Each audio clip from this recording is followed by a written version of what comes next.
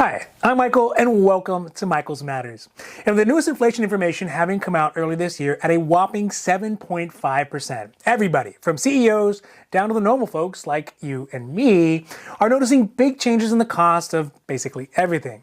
Now, for folks who are on Social Security retirement, Social Security disabilities, and fixed incomes in general, though, this inflation is wreaking havoc on their personal finances. And worse yet, noticeably decreasing their ability to make ends meet at the end of each and every month. One of the largest contributors to older Americans' budgets in general is healthcare, primarily through programs like the Medicare program, which seniors pay into during their working lives to ensure that they have affordable coverage once they retire. But that right now is looking less and less true, as the cost of everything, especially healthcare, is skyrocketing. To make matters worse, in 2022, the federal government, who's trying to find a way to keep their obligations that were promised to Postal Service workers and also keep the USPS financially solvent, have hatched a plan that will push hundreds, if not hundreds of thousands of USPS workers into Medicare instead of allowing them to use the retirement plans that they were promised in their youth. Additionally, the Biden administration is hatching a plan to allow Medicare to directly negotiate for the prices of things like medications in hopes of bringing down the cost for seniors and the Medicare program overall. So today, we are talking about some of the challenges that Medicare could face this year, taking on such a huge influx of retiring and possibly disabled USPS workers, President Biden's attempt to use Medicare's size to negotiate prices with the pharmaceutical companies, and whether or not retirees and disabled Americans on Medicare right now are going to bear the brunt or possibly the benefits of these proposed changes. Now, before we get to it, if you like this information, if you find it interesting, if you find it helpful, if you find it useful, please don't forget to like and subscribe. That way you can get updates when our newest and most informative videos become available. Okay, so today let's start with the big change that is being made to the Postal Service that is going to force hundreds of thousands of recent retirees and people leaving the service because of things like disability to move on to the Medicare program. That's the healthcare program for American seniors. This is going to be instead of gaining access to the federal workers retiree program, which was initially promised to them.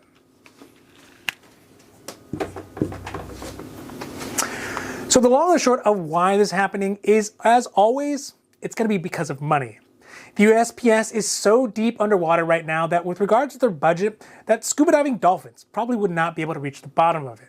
That's why Congress is working on passing House Resolution 3076, HR 3076, or the Postal Service Reform Act to try to at least stabilize some of those losses. The bill has already passed the House, but is probably and likely going to face some opposition in the Senate because of the fact that moving such a huge number of people into Medicare so quickly will only begin to exacerbate the existing financial problems that Medicare is having at the moment. Currently, the USPS, though, is running about a $75 billion worth of unfunded obligations to the retirees that were previously promised but were never financed. Meaning that the USPS, like most of us Americans, decided to buy something on credit, but forgot that one day they might actually have to pay it back. I mean, if you think about it, those bills, they're for tomorrow. And tomorrow, well, it's never going to get here. Now, furthermore, the Government Accountability Office, that's the GAO, estimates that the total debt for the USPS is at $188 billion, or that comes out to $580 per U.S. resident, which is 250% of the USPS's annual revenue. So, their solution is to cut out those promised rich healthcare benefits for retiring USPS workers and forcing them and their families into the struggling Medicare program. Now, it is not hard to see how adding hundreds of thousands of people to a program that itself is not even treading water could make matters a lot worse for those 64 million Americans who are currently on Medicare. This is the governmental budgetary solution equivalent of pushing your peas and your carrots around your plate to try to make it look like you ate all of your vegetables. Now, needless to say, it didn't fool our parents back then, and it's not going to fool our parents right now, many of whom are currently on Medicare. Also, for folks on Medicare, if this bill passes, they will start to see the devolution of the program. And for people my age and younger who are wondering if Medicare will even be there by the time we are old enough to retire, well, if this bill passes, it's going to be one more straw on the camel's back that could lead to the collapse of Medicare. Now, another solution that the Biden administration is advocating is to try to help Americans and seniors who are facing the full force of inflation alone, is to try to cut down their costs on other areas of their life. In this case, President Biden is attempting to implement a strategy that would use the combined purchasing power of Medicare to try to negotiate the cost of medications directly with pharmaceutical companies. Essentially, what this would do would allow Medicare to, like Costco, say, well, since we buy so much of your prescriptions for our Medicare patients, why don't you give us a discount? Currently, there are discounts for these prescriptions, but they are often pocketed by the pharmaceutical benefit managers or the middlemen who sit between the pharmaceutical companies, the insurance companies, Medicare, and the consumers. This solution comes as Biden spoke in Virginia, arguing that a decrease in RX costs would help Americans who have seen, according to the most recent Consumer Price Index, a 7.5% increase in everything, including gas, electricity, food, and housing. This has resulted in the biggest increase in prices for 40 years. Of course, there's a lot of things that can be done in the all but dead social spending bill, the Build Back Better bill, that was meant to help out some of the poorest Americans. But realistically, it doesn't really help anybody if it can't really pass. But in the BV, there is wording that would allow Medicare to step in and throw its weight around to get senior better prices on their medications. It would do this by redesigning the Medicare Part D portion, that's the drug coverage, so that beneficiaries wouldn't pay more than $2,000 a year for their medications. Because right now, there is technically not a limit to how much a person could spend on their medications in Medicare. Initially, it would cap insulin at a $35 a month max. Now, detractors have responded to this with the normal reply that the decrease in revenue for drug companies will result in less innovation, which it could be true. But according to the analysis, it estimates that only 10 fewer drugs would be produced over the next 30 years as a result of these potential changes. I guess what really matters, though, is what are those 10 drugs that are not being produced. But either way, how could somebody know this? Well, they can't, but it does look great on paper. Now, on the other side of this idea that Medicare could bargain prices down and lower the prices of prescriptions is the actual implementation of a change that is this big. Sure, it's a great idea in theory, but it may be more difficult in practice, especially considering how similar programs in California are doing the same thing but on a little bit smaller level, but are having a pretty rough start of it. Now, on a smaller scale, the great state of California is trying to implement its own prescription drug cost reform plan, but it's having a pretty rough start of it. The program, being called Medi-Cal RX, is part of Governor Gavin Newsom's plan to try to bring down the healthcare cost for the state.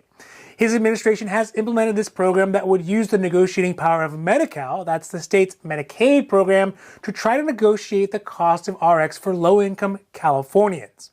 Now, one thing to keep in mind that is super duper important is that Medi-Cal is a program for low-income Californians that has either no or very low cost for all services for people who are on the program. So what this actually means is that the Medi-Cal RX is really focusing on trying to bring down the cost of medications for the state, not necessarily for beneficiaries. Now, of course, I'm okay with the state trying to save our money, but the question is at what cost? This focus becomes important because over the last few weeks, the new program has run into situations where Californians are waiting for hours on the phone. Prescriptions are getting stalled, getting declined, or lost altogether. The main culprit for this is the mismanagement of the new program and the program's administrators understaffing, underpaying, and underfocusing on the Medi-Cal members' experience. Of course, the reason for this is going to be money. The program manager and the state are effectively lowering the amount of money that is paid in the program because if people are not getting their medications or services that they need, what is happening is that the state is saving money at the expense of customer service. It is true now, as it has really ever been, that time really is equal to money. And the more time, the more effort, and the more frustration the 14 million Californians on Medi-Cal face to get their medications, the more money the state actually saves, even if it could cost some folks their lives. So looking at these solutions, like really anything at this scale, there are no win-win situations. For the USPS needs serious changes to how it operates to fix the causes of these massive deficits. Not just one-time checks or shifting hardworking USPS workers around from one program to another, trying to make the budgets look balanced. Also, President Biden is focusing on RX only now when over the years it had been ignored, because now it is actually finally easier problem to solve than the other bigger ones of inflation, soaring prices of food, gas, rent. So only now he's making moves to improve the RX problem that has persisted for years, and in fact, really decades at this point. Winston Churchill, the famed Prime Minister of the UK, who was also half American, by the way, said it correctly when describing American politicians by saying that they only do what is right when every bad other option has already been exhausted. Lastly, California, as a testbed for what Biden is proposing in his Build Back Better bill, has not gone well. In fact, not even gotten off the ground without some serious problems that may in fact cost some Californians their lives.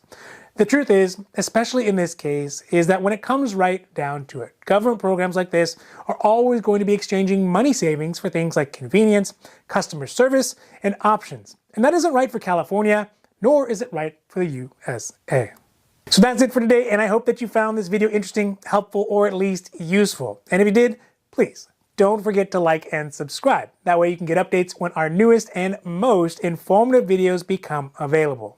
So for Michael's Matters, I'm Michael, hoping that you take care of others, take care of yourself, and have a happy, healthy day.